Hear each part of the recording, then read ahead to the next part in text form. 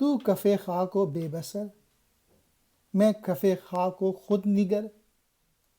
کشت وجود کے لیے آب رواں ہے تو کہ میں۔ اس شعر میں اقبال پانی، مٹی اور ہوا سے مخاطب ہو رہے کہ تو یقیناً ایک مشت خاک کے سوا اور کچھ نہیں، جس میں نہ شعور موجود ہے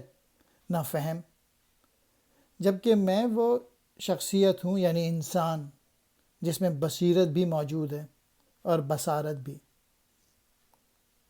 اور جو اپنی حقیقت سے پوری طرح آشنا ہے۔ اب یہی بتا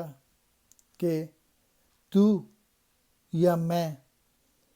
دنیا کس کے لیے بنی ہے؟ کف خاک کہتے ہیں مٹی کی مٹھی، بے بصر بینائی سے محروم، خود نگر اپنی ذات سے باخبر، کشت وجود وجود کی کھیتی، آب رواں